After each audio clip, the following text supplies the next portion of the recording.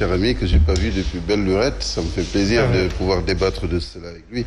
Bon, sur cette question, au risque de me répéter, j'ai l'impression que tout a été dit. Mais il y a toujours quelques explications peut-être qu'il faut fournir par rapport aux résultats et aux enseignements qu'il faut tirer de ces résultats-là.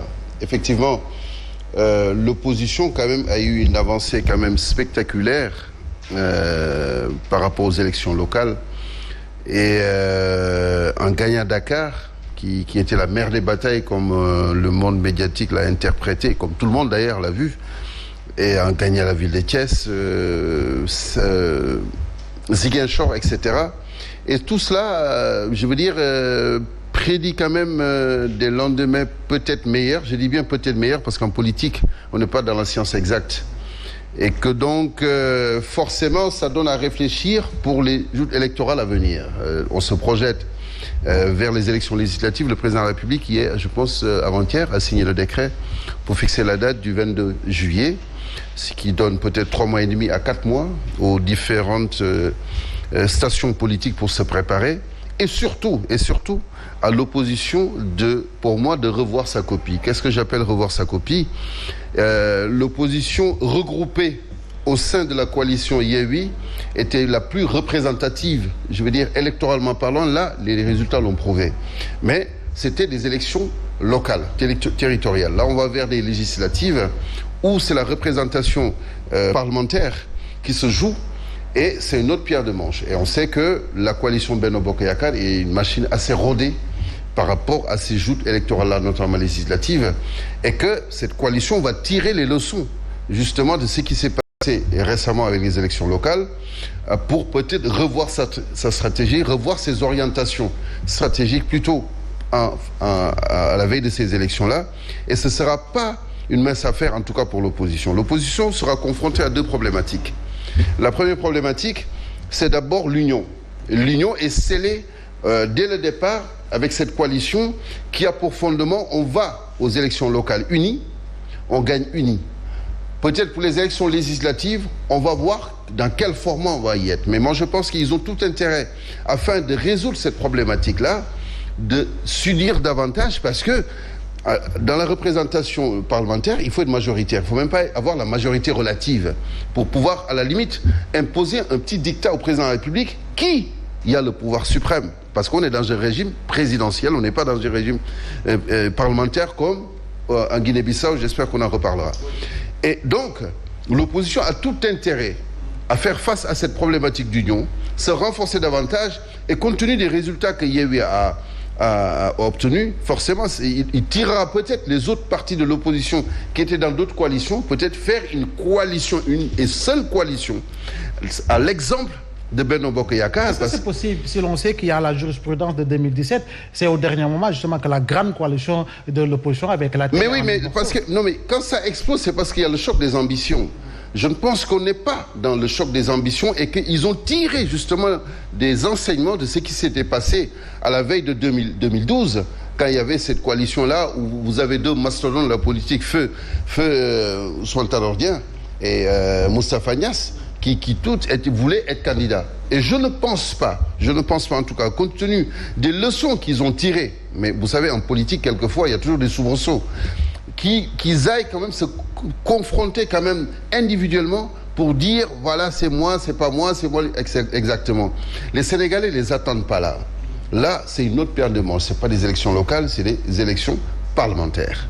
Et que donc, ils ont tout intérêt à renforcer, à solidifier cette union pour aller d'une seule voix aux élections locales. Mais ce ne sera pas simple parce que d'abord, face à cette problématique-là, on a le poste de Premier ministre qui se profile et le président de la République va nommer un Premier ministre et forcément mettre en place un nouveau gouvernement.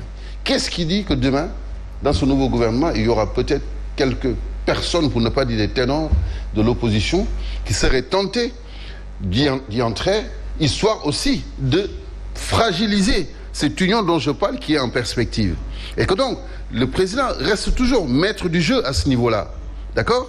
Et que donc, ça, c'est cette première problématique. La seconde problématique, c'est, s'ils y vont unis et qu'ils gagnent, supposons simple scénario, qu'ils gagnent les élections législatives, ils vont avoir la majorité, une bonne majorité à l'Assemblée nationale, Et le président sera plus ou moins, je dis bien plus ou moins obligé, parce qu'on est dans un régime présidentiel, de choisir un Premier ministre de consensus, c'est-à-dire pouvoir-opposition, ou de choisir un Premier ministre issu des rangs de l'opposition. Et cela veut dire quoi? Ça veut dire qu'on sera dans un schéma de cohabitation, pour ne pas dire de gouvernement élargi. On a vu la cohabitation, vous le savez mieux que moi, Ablaye, vous qui suivez l'actualité française, la cohabitation sous Mitterrand, où Edouard Balladur était Premier ministre, ou même Chirac était Premier ministre. C'est une cohabitation, à la limite, je veux dire, en pente tout douce, parce qu'il n'y avait pas de... Le président utilisait des ordonnances, etc. Mais là, on est dans un régime présidentiel, et fort présidentiel, où tout est présidentiel, où le président de la République aura les coups des franges pour dire, écoutez, à un moment donné, il faut arrêter. Il faut qu'on soit d'accord sur quelque chose. Sinon, on sera en face d'une crise institutionnelle ou d'une crise politique. On ne sait pas ce que cela va donner à 2 ans de l'élection présidentielle. Donc, l'opposition doit réfléchir, à mon sens, dans son ensemble, pas uniquement Yewwi, parce que l'opposition, c'est pas uniquement Yewwi, hein, dans son ensemble et dans sa globalité, sur ces 2 problématiques-là, avant d'aller aux élections législatives.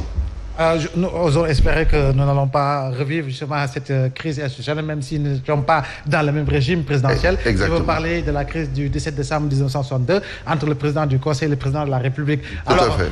On va très rapidement aborder le deuxième sujet avant d'entrer véritablement ou de voyager dans la sous-région, en Guinée-Bissau et au Burkina. Alors, Djibril Bey, on le sait, nous sommes tous les parents d'élèves. Il y a une crise éducationnelle qui, en tout cas, secoue le système depuis plusieurs mois. Qu'est-ce que cela vous fait de voir des enfants marcher sur des kilomètres pour véritablement faire sortir d'autres élèves du privé parce qu'en réalité, ils veulent étudier? Oui, merci. Je vais au moins intervenir sur l'analyse de M. Momar Thiam. Vous savez, M. Momar, je crois que non, je vais rapidement y aller. Je vais y aller un peu vite. Oui. Je voudrais juste lui dire, je sais ce que vous avez fait comme analyse, mais je pense qu'aujourd'hui, le Sénégal n'est pas dans cette dynamique-là. Parce que les résultats que nous avons, 1 500 000 et quelques voix, dans presque tous les départements que nous avons remportés, nous avons dépassé presque les 50%.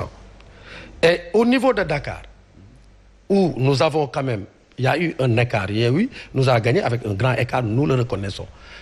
Au niveau de Thiès, le département revient à Benno Bokk Yakaar. Or, les élections législatives, les députés, c'est au niveau départemental, c'est pas au niveau des communes. Exact. Il est important de le dire. Exact. Nous aurons toutes les listes autour du président Macky Sall. Ça aussi, il est important de le dire. Donc, je ne crois pas que le Sénégal va arriver, et nous prions même que cela n'arrive pas, parce que l'élite politique que nous avons ici n'ont pas cette maturité pour pouvoir quand même travailler la main dans la main pour l'intérêt exclusif des Sénégalais. Et c'est ça que je voulais juste apporter comme précision sur la question. Alors sur l'éducation. Maintenant, sur l'éducation, je suis très peiné. Je suis très peiné. Et je ne comprends même pas ce qui se passe actuellement. Je disais récemment que le président de la République doit quand même appeler les enseignants, discuter avec eux, carte sur table, une discussion très responsable pour trouver des solutions. Je ne dis même pas par rapport à cette grève. Moi, je suis enseignant à l'université, je suis enseignant vacataire, mais les produits qui nous arrivent à l'université ne peuvent même pas parler un très bon français. C'est catastrophique. Très juste. Moi, je vous le dis, j'enseigne des différentes nationalités de la sous-région, des Congolais et autres, mais aujourd'hui, ces étudiants congolais parlent mieux français et comprennent mieux le cours que les étudiants sénégalais. Non, ça, je vous le dis, que ce soit les Gabonais et les Congolais. Mais la faute à qui? Donc, c'est parce que notre système éducatif a un problème. Et ce problème-là a traversé les régimes. Il faut qu'à un moment donné, on s'arrête. On s'arrête pour porter une réflexion. Mais la faute, c'est à tout le monde. Je pense que les hommes politiques sont dans des querelles d'élections, de vol d'élections.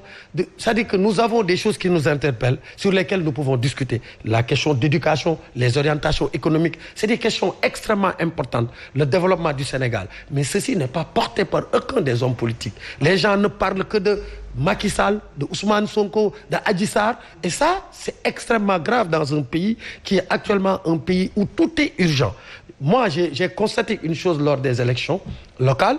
J'ai fait Dakar, j'ai fait Biscuiterie par exemple, mais j'ai trouvé des jeunes désemparés. C'est la vérité. Quel que soit ce que le président a fait comme travail, quel que soit le taux de croissance économique, le Sénégal est un pays en voie de développement, où tout est urgent. Il y a des problèmes à régler. Donc on voit des jeunes désemparés. Voilà des questions sur lesquelles on devrait porter le débat politique pour que Macky Sall, même quand il fait des choix, qu'il puisse se bonifier des contributions